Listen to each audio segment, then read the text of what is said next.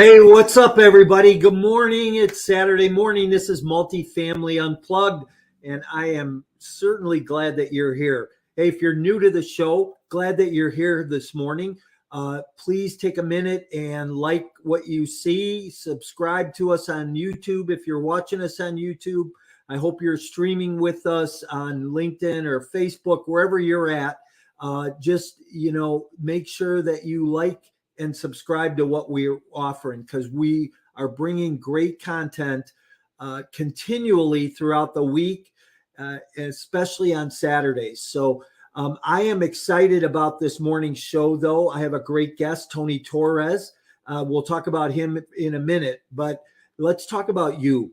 Let's talk about your intentions, right? One thing I always talk about every week before I get started is, what are your intentions? You know, I named my company My Core Intentions for a reason, because we have to be intentional about what we do on a daily basis, whether that's with our family, whether that's with our spiritual life, whether it's with our physical life, whether it's with our business and our financial life.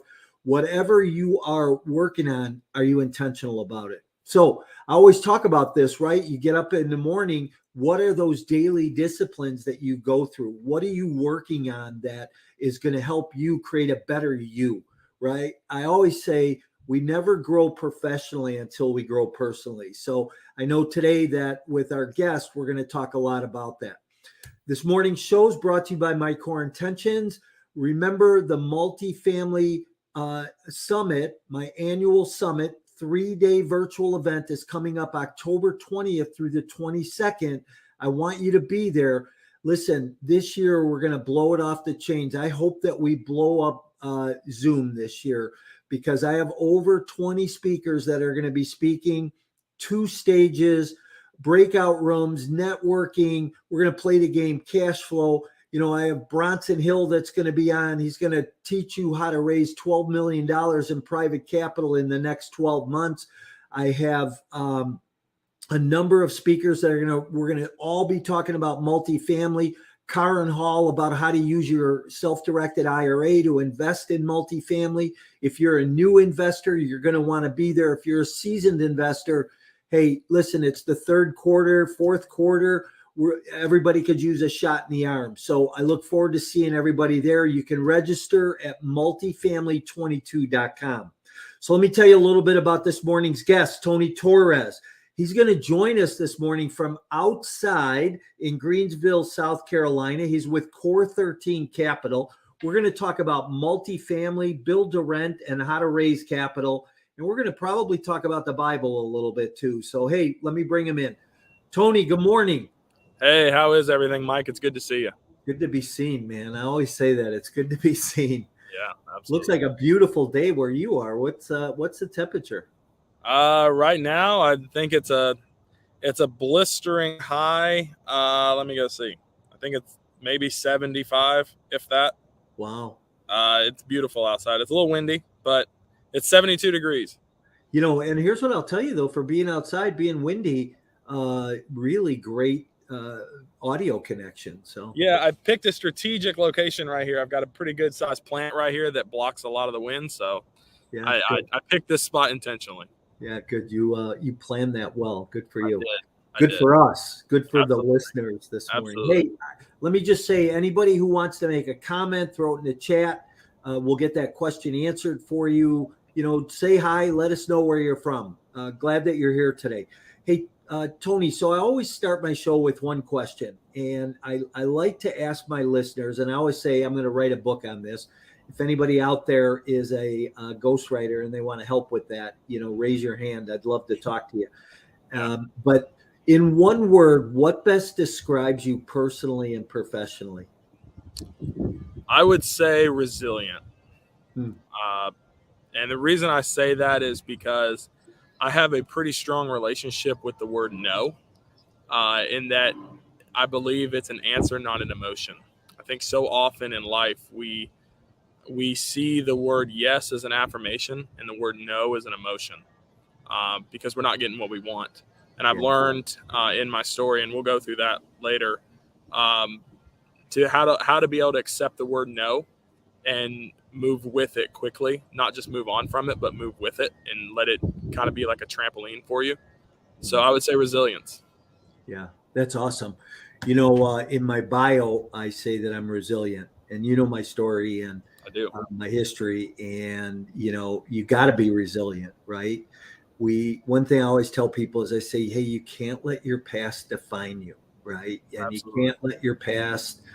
I think so many people get hung up on addictions or their past or abuse of whether it be physical or emotional, and we have to move on at some point. Absolutely.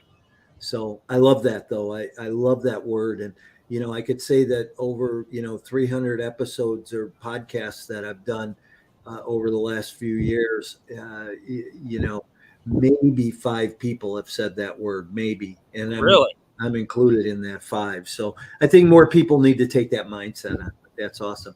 I So couldn't agree. listen, let's jump in. Why don't you tell people where, who you are, what you're about, your background, what you're doing, and how you Yeah. wound up in Greensville. Yeah, absolutely. So obviously my name is Tony Torres. I am the founder, principal, and lead servant of Core 13 Capital. And what our mission is to keep it short and light and really to the point is we are on mission through real estate. We see real estate as an avenue, not as an end goal.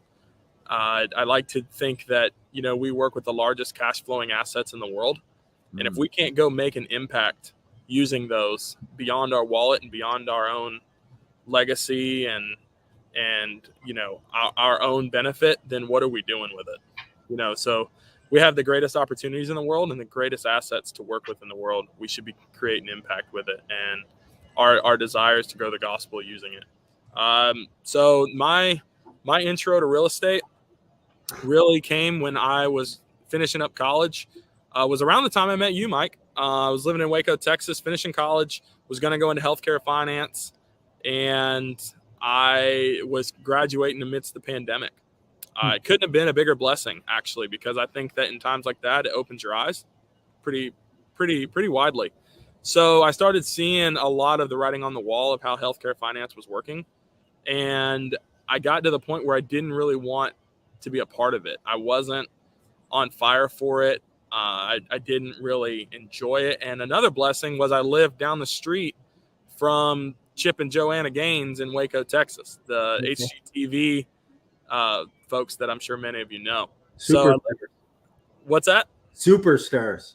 Oh, yes. I lived right down the street from their silos right there in Waco. And I just really started taking an interest in where real estate was. I had to take 3 real estate classes in college, focusing on anything from single family to large industrial, commercial net lease stuff.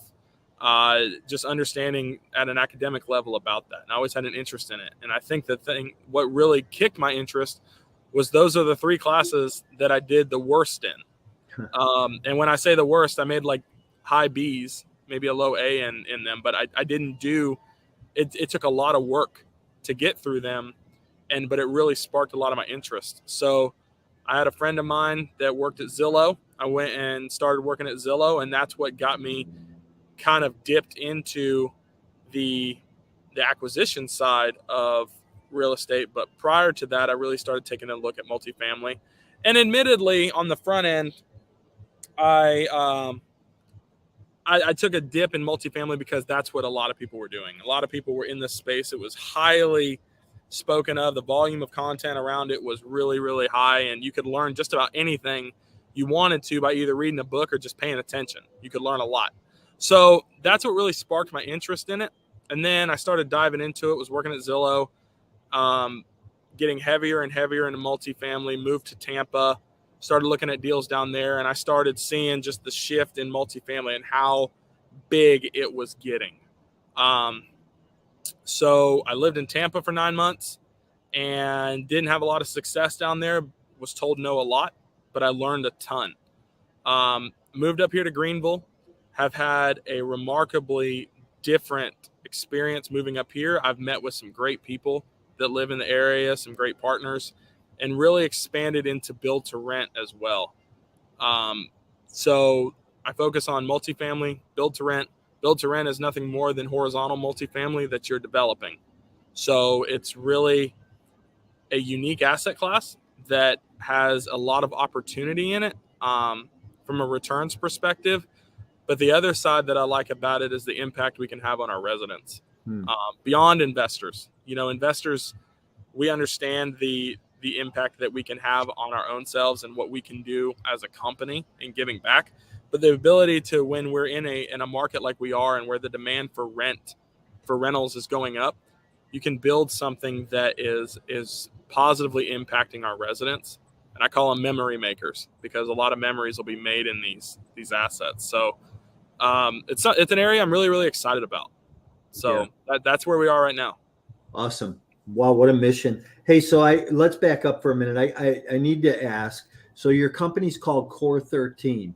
Yep. What does 13 stand for? So as you know, Mike, we've been friends for a while. You know that I am very dedicated to my faith. 1 Corinthians 13, chapter 13 is the love chapter.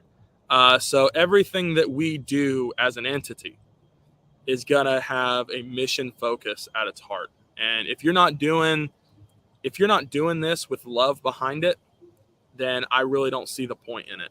I see beyond just building or buying assets to, build up our wallet. That'll happen by doing all the things right.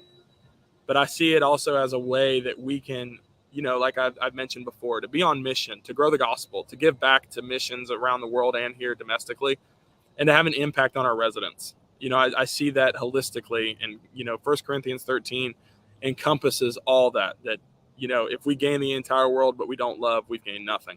So that's really what it's all about. It's funny, we have known each other a while. I've never asked that question before, and it occurred to me this morning that I needed to ask that question because I figured that's what the answer was going to be. Amen. I love that, because I couldn't agree more. I think that we have to come from that place of love, that we are, just as Jesus did, and just offer that to the people around us. So awesome mission. Thank you. Hey, Tampa. So, I own an asset in Tampa. I know you do. Crazy market. That, when you see rent growth, I underwrote that deal. We thought rent growth would grow about 200 a unit for, our post renovation on rent increases, and we're growing rents double that. So it's been crazy. It's a crazy market, but grateful for that. That's for sure. Yeah. So, and what's nice too is, like we get to bring a great product to the market. Yep. People like us as owners, operators, and like what we're doing, and really have good solid tenant base, and some of it's changed over and some of them stayed. So that's amazing. I think when you take care of the lifeblood of your business, which is your residents, you take care of them, they generally will take care of you.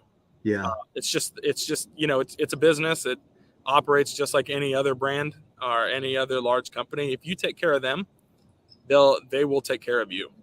God, it's interesting you say this. So I just have to mention this. The other night I went to a networking event, and it was put on by a title company, and the title company really, they kind of stood at the front of the room and they said, hey, the realtor is the most important person in the transaction. And I kind of sat there and I thought to myself, they're really not the most important person in the transaction. Mm-hmm. The most important person in the transaction, I think, is the client. Absolutely. Always.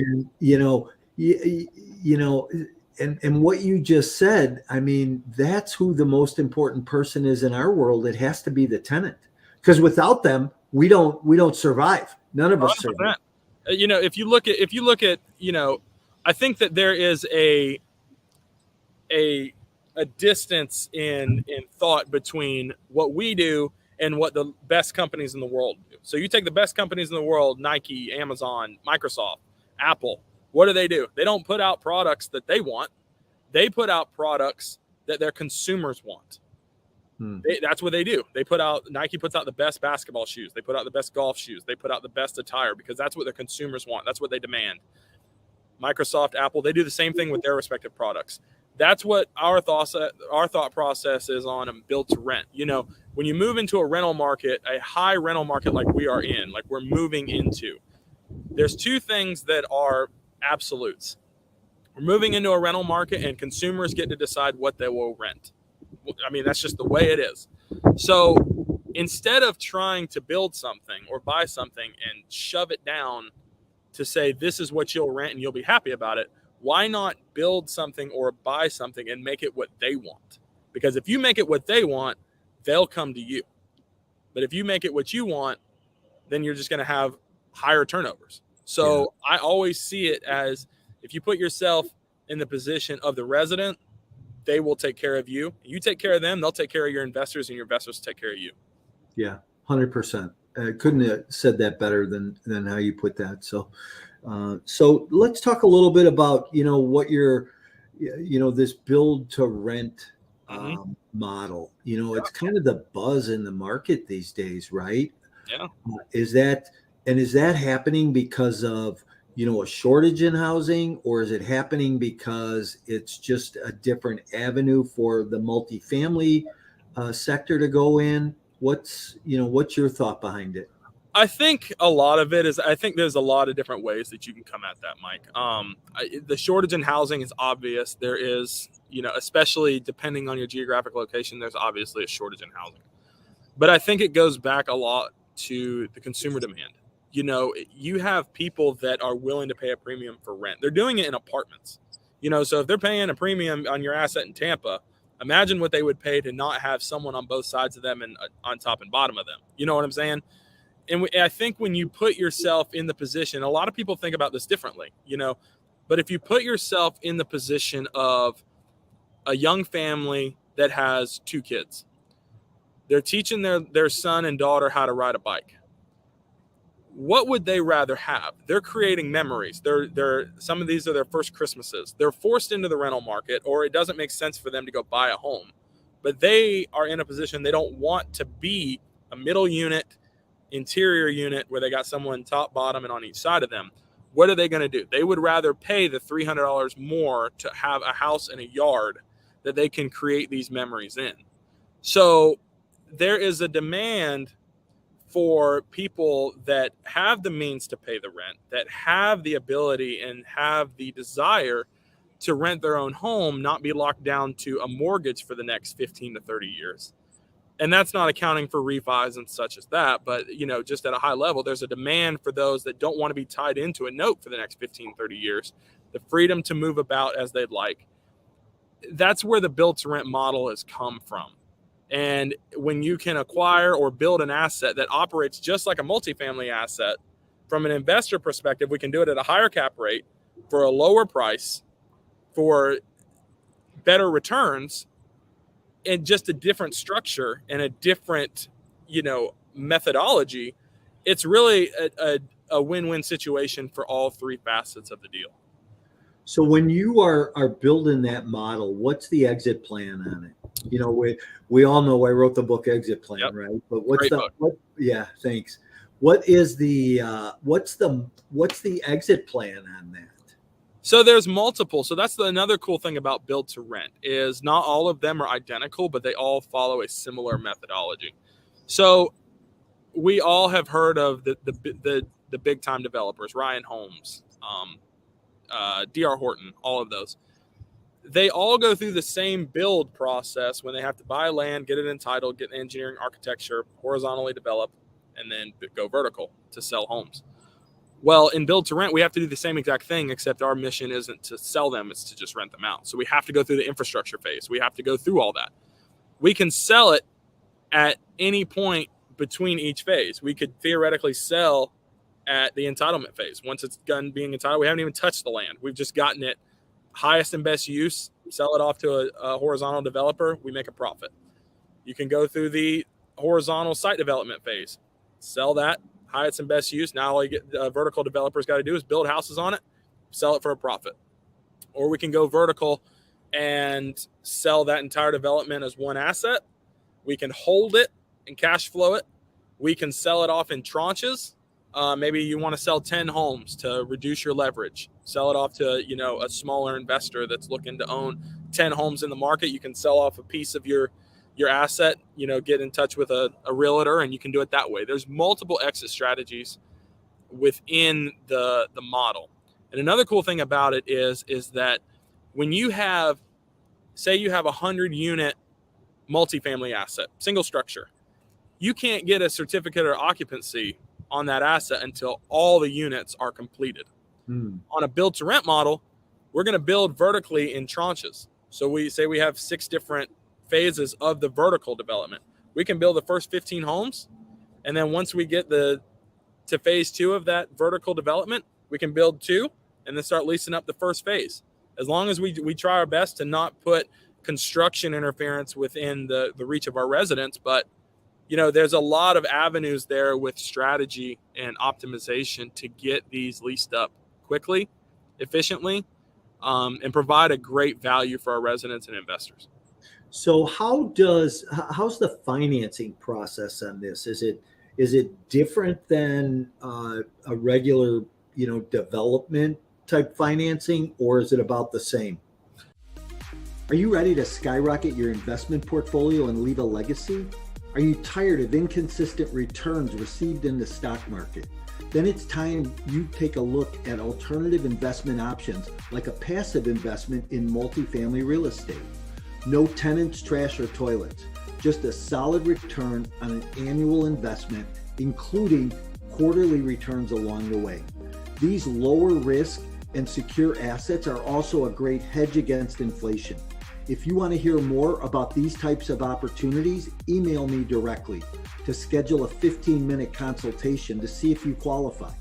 You can email me at mike@mycoreintentions.com.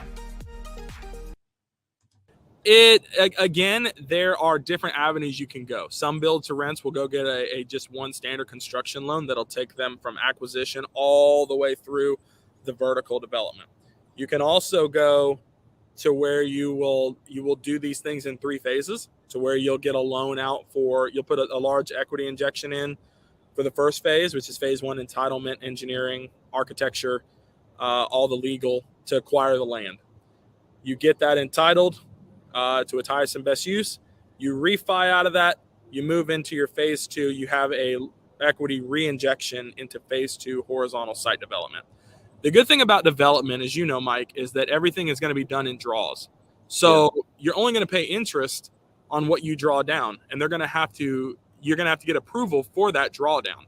Right. So it's not as though you get approved for $5 million and you just go draw all $5 million down. It's going to be done in chunks, which is beneficial for you. And usually you can get those done at higher leverage as well. So higher leverage and reduced interest rate risk, because you're not holding the entire pot at one time, is beneficial for a developer. Then what you can do is, once you get done with phase 2 site development, you can refinance out of that, depending on where rates are at, and you move that equity re-injection into the vertical phase. And once you do that, you start getting them leased up, and that's when you start seeing your cash flow coming in as you start getting them leased up, small at first, and then getting incrementally larger as we start leasing it up, getting it towards stabilization. And then ideally, you'd like to get that entire project refinanced into long-term fixed rate debt, which can create a capital event, which is beneficial for investors as they stay in the deal and get their capital back. So are the rents different in this model than if you were to just go buy workforce housing? Or even, and let's just compare apples to apples. Let's say you went and bought a core asset, an A-class product. Yep. Are the rents going to be different in this type of product? There'll be more of a premium. And we're not going to see where they're double by any means, but they're going to be more of a premium. A lot of it is because you're going to have your own home. You're not going to have the issues of having residents on both sides, north and south of you either. So there's a premium to isolated space. It's a premium to having a yard.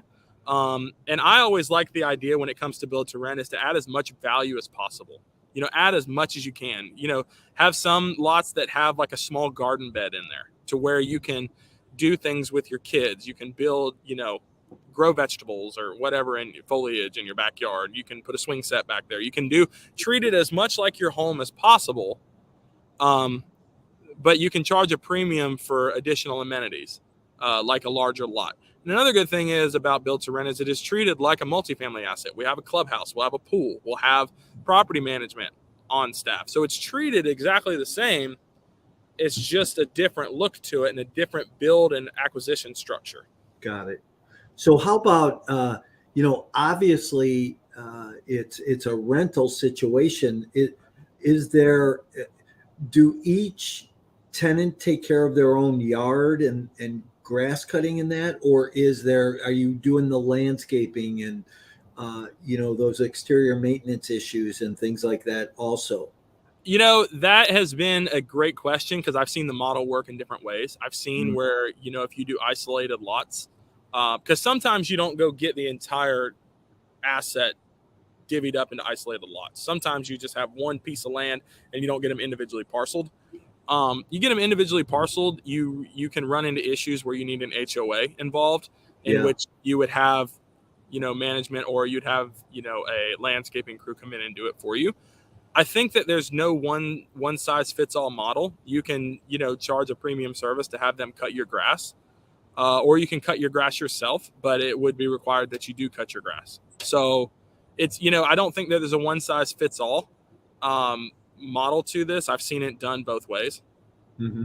So the reason that came up for me was when you talked about, breaking off maybe 10 units and selling those to another owner operator. Mm-hmm. And I was wondering how that whole maintenance issue would work. There, then do you put in an HOA type situation where, the developer is still taking care of, those issues, right?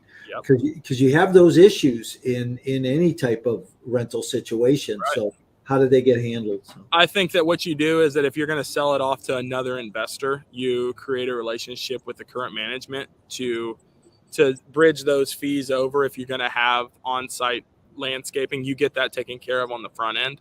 Yeah. But you also, you put that in the deal with them that, this is still a part in conjunction with our asset. So it needs to be manicured. It needs to be maintained the same way. Yeah. And just like, we've seen deals where in multifamily, traditional big structure multifamily, where a seller will only sell, 30% of his units. So he won't own all of his units in the same asset. But you still want to have the same management in place for that. Yeah. Awesome. How about returns to investors? So let's switch gears a little bit. You could say in a traditional, B-class asset that is, being owned and operated, managed, you're raising private capital. Your investor is generally, typically going to see somewhere between call it a 14 and 18% IRR. Maybe seeing a 6 to 8% cash on cash, depending on the deal or where the market's at. What type of returns are you seeing? Are your investors seeing on the private side in these deals? Yeah, so that's a good question. So as I want all of you that are listening to this to kind of follow me a little bit. Mike understands this, and I know that many of you do as well. Development starts out as an IRR play. You cannot have cash flow when you have nothing to draw it from. So the IRR on our build to rent. So we have a deal in Foley, Alabama right now. That's in an opportunity zone. Pretty awesome deal. We can talk about that later. Okay. But the IRR range on that is between 18 and 23%. Because we're going to be appreciating the land. We're going to be force appreciating it every single day as we work on it. The equity multiple, we're looking at a 2 to 2.25. And then the cash on cash is going to range right now. It's a heavy range. So 6 to 14% cash on cash. When we don't have buildings there to cash flow, we don't have we can't have a number that's more finite because we haven't pegged the rent yet for it. Yeah. Yeah. Interesting. So you mentioned opportunity zone. Let's walk down that road a little bit. In an opportunity zone, talk about how that works in this model. Yeah. So what I will say before I go down this road is that if you're looking to invest in an opportunity zone, consult with your tax professional. I am not a tax professional. We acquired land in an opportunity zone, and this is beneficial on the capital gains taxes implications that comes onto investors. So our plan with this is to take care of our investors, hold it for 10 years so that they can take advantage of the opportunity zone tax advantages. An opportunity zone is exactly what it sounds like. It's an opportunity that you can get some tax benefits on the capital gains side from your investment into that asset. So that's what we have here. We're going to build an asset, a build to rent in Foley, Alabama. It's 158 units. Okay. It's about 9 miles north of Gulf Shores, Alabama, and the piece of land is in an opportunity zone. So any investor that comes in, again, consult with your tax professional. We're going to be getting more data on that when we put our deck out here shortly. But it's going to be a great opportunity for investors for a long-term hold to get the tax benefits that come with that. Yeah. This sounds to me like, thinking through this model a little bit too, like it's got to be a great play for a 1031 investor. Absolutely. Yeah. Absolutely. Yeah. It's really, so I like to look at build to rent as when you buy into a build to rent, when you invest in it, your capital goes a lot further because we're appreciating that capital the entire way that we're developing the asset.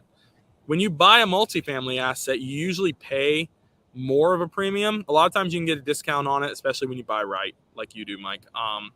But you pay a little bit more of a premium than when you're actually going to develop the land into an asset. So if you were to take apples for apples, as you call it, a core asset in multifamily, what's a core asset going to run in Tampa? Oh, could be upwards of 300,000 a door. 300,000 a door. Or better. Or better. Probably going to be 250 to 300 units, right? Yeah. Likely. So what do you think they built that for? Probably not 300 a door. No. So what we do is that we're going to you can build it for a lot cheaper than you can acquire it for. I mean, it's just go to say that's just the reality. You can build at a higher cap rate, build for a lot cheaper than you can acquire it for. So the reason I like for 1031 money is you get the high IRR play that's going to bridge into a cash flow play once we get up to the vertical stage. And then we're going to force appreciate the money that's already in that 1031. So it's just a lot of value that's hitting from all angles within the deal. Yeah. Wow.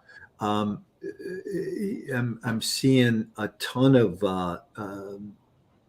almost a lot of advantages over buying existing.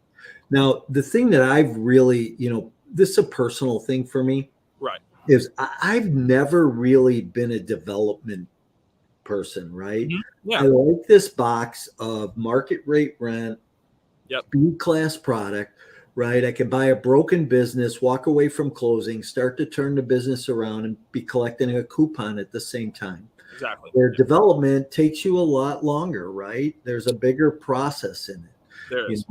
I have to imagine when you're raising capital that your soft commitments kind of waver from the time that it takes to really get this thing massaged into a point where you can bring it to market and start raising capital on it.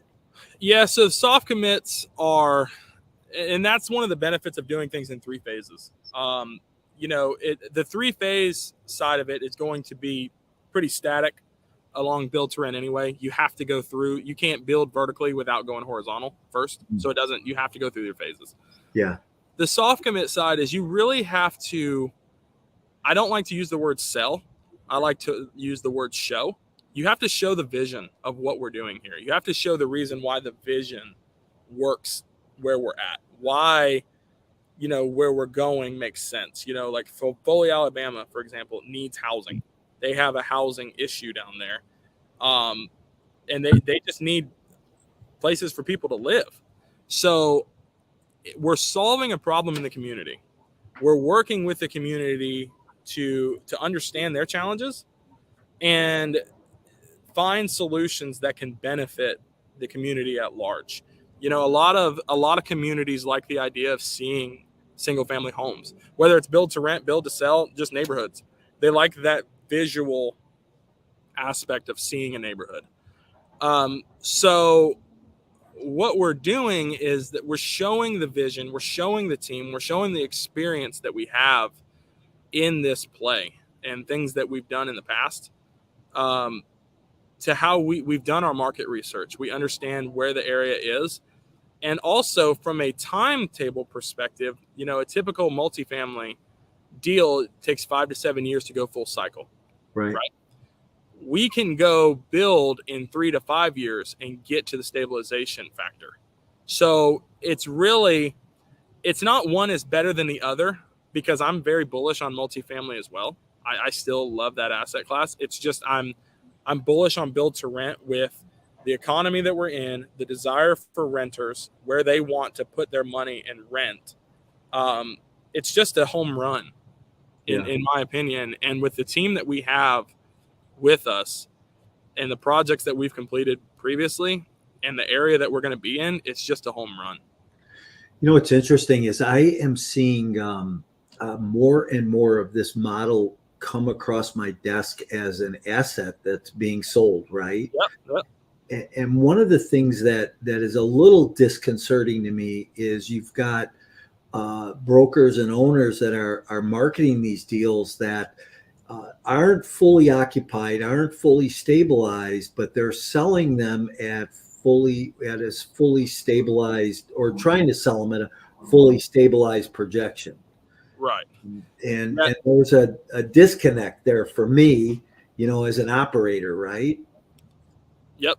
So, I mean, I've seen those same deals come across my desk, and you think about if it's at 50% occupancy, that means you're buying it at a premium, fully stabilized, no work, but you still got to go in and do the work to fill the other 50%. It's not the best deal there for you. Build to rent assets are going to be becoming more and more prevalent as time goes on, because they're seeing the advantage. A lot of investors are seeing the advantages of the development side.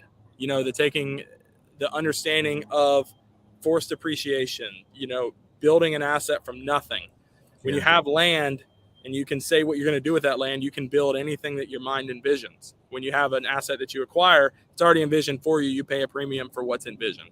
Right. So I think where it's really smart to your credit is that you're seeing that. You're not just jumping in to buy a build to rent asset, even that when it's 50% occupied at a premium. You know, I would applaud you for that. You know, when you have to put that much work in to go lease it up, there's obviously a lot of concessions probably in that. There's probably not to the market rent that it can get to for a core asset, for a brand new asset. I think you're doing right by not just jumping on that fish and going for it. And we're in a market now where I think that buyers can sit on the same side of the table as sellers. And you can say, you know, here's my justification for the value that I'm bringing you to buy at. Even if it's, you know, below what they're asking for, I think that you have justification in that. Yeah. In the development side, I think you're right. In the existing side, you know, the market's changed, right, in the last 6 months from where we were to where we are today. And I think it's going to change again as we get into first, second quarter of next year. But we're probably in this, you know, downward slide. We have to see cap rates start to decompress a little bit. I think we have to see prices reduce. You know, sellers are still trying to sell property. And it's not just the seller, but it's the buyer that's out there buying the stuff. Oh, yeah. The buyers are, you know, I mean, I penciled a couple deals this week, and, you know, they work, but they don't work at the price that the seller is trying to sell them at, and the seller doesn't get it. You know, Tony, I've been at this 30 years, and I've never seen cap rates less than interest rates, right? Yeah. So there's where that big disconnect is. And that's got to at some point, cycle through or spin around. I It don't has to. In development, it does. In acquisitions, I was talking to an investor about a month ago about this. I said that there's the controlling factor when it comes to acquisitions is the buyer. It's always the buyer, because if the buyer doesn't buy, the seller can't sell. Right. So if the seller in this market is selling at a premium, then it's because the buyer was still willing to pay a premium. So the buyer is in control. Somehow they're seeing that it worked for them. I personally think this is the time that you can sit on the same side of the table as sellers. You're not haggling with them. You can justify your buying at this perspective. And if buyers aren't coming down, then you don't buy just for the sake of buying an asset. You don't do that. It has to make sense. I know you're a big proponent of that. We've talked about that before. You have to buy right. You got to buy what makes sense. You can't just buy just for the sake of owning an asset. And sellers, to a lot of degree, are still not getting that. Yeah. And I think that brokers, they tell them, a lot of brokers around the country, they'll tell them like, yeah, we can get this for it, and they market it at that. And then they just keep fishing and fishing and fishing and fishing, and someone comes in at that. And that's why we've seen retrades increasing.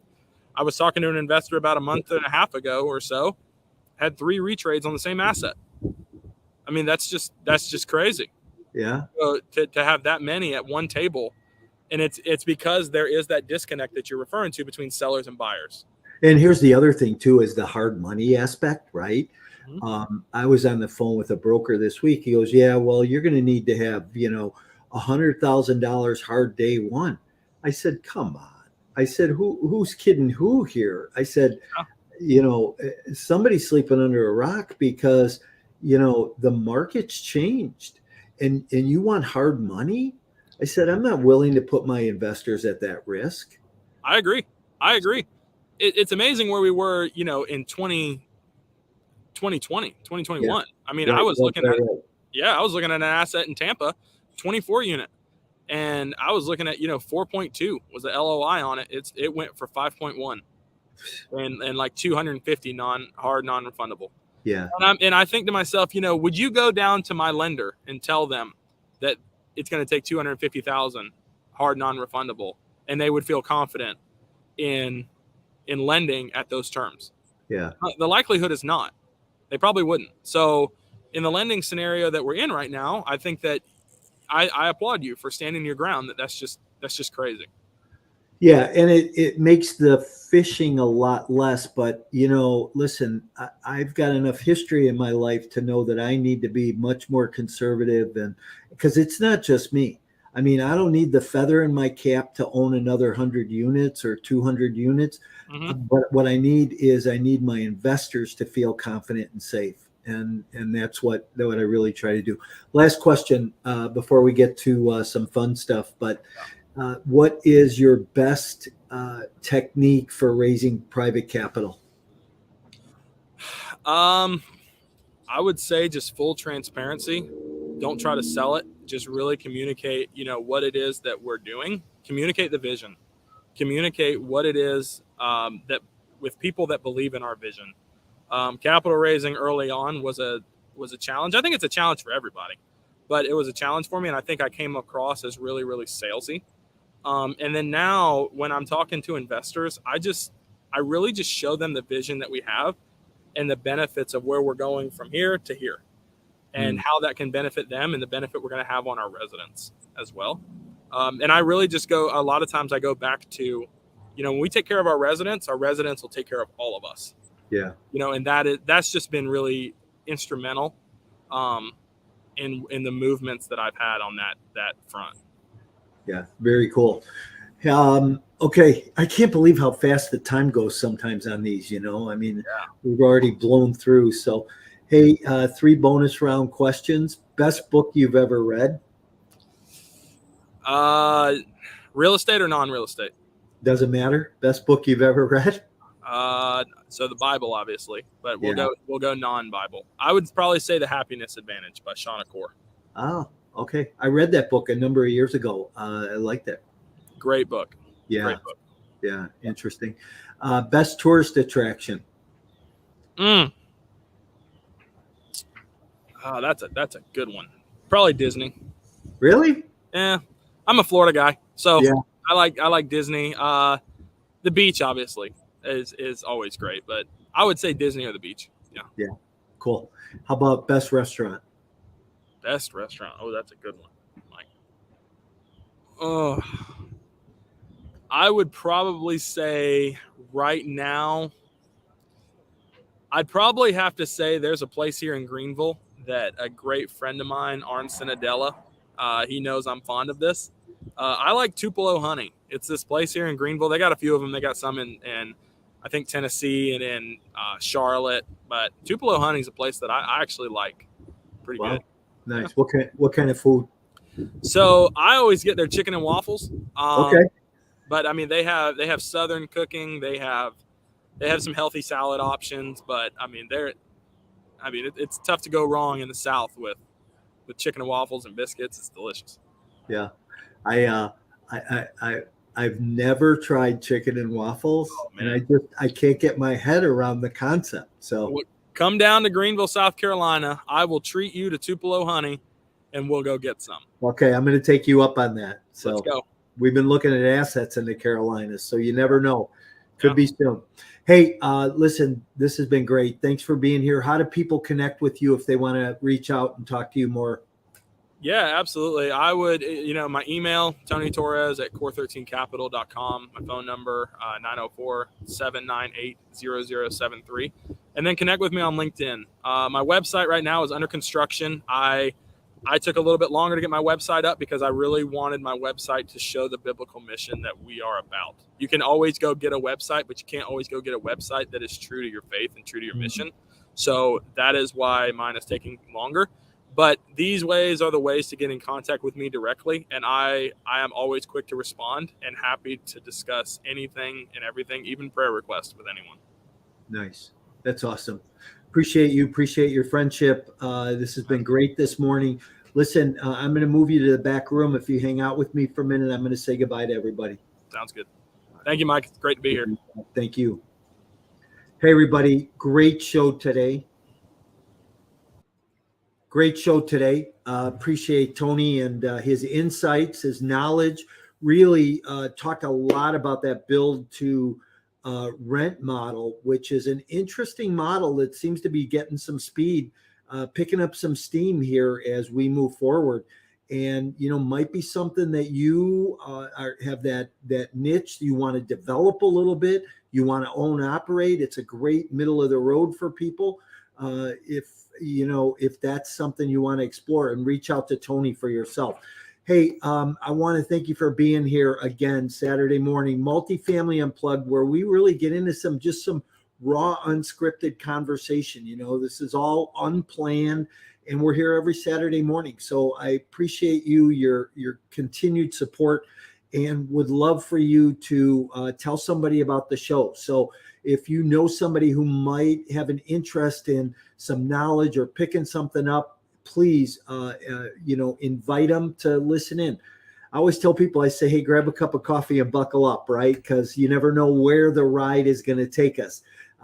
But if you have questions, if you need anything, reach out to Tony, reach out to me, Mike at mycoreintentions.com. And please, if you're looking for more information, more knowledge, if you're getting involved in the multifamily space, don't forget my annual summit, October 20th through the 22nd, 3-day virtual event, over 20 speakers, 3 panels. We're going to play the game cash flow. It's going to be 3 wild days and a wild ride. If you can't make the whole event, it'll be recorded. You'll be able to get access to the recording. There's going to be a bunch of giveaways, things that you're going to be able to take advantage of. Most importantly, though, it's going to be a shot in the arm. It's going to help you learn what you need to learn and help you move to the next level. So go to multifamily22.com, get registered, and I'll see you at that event.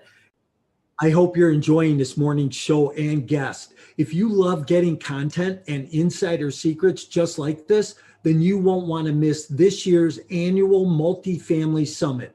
I will host the stage to over 20 of the nation's top multifamily owner operators, where we will pour into you for 3 full days. This 3-day virtual event, October 20th through the 22nd, is committed to help you take your multifamily business to the next level. You will hear from speakers like Brian Briscoe, Abel Pacheco, and Bronson Hill, and many others. You're going to learn how to mitigate your way and succeed through the changing market environment. Register now at multifamily22.com.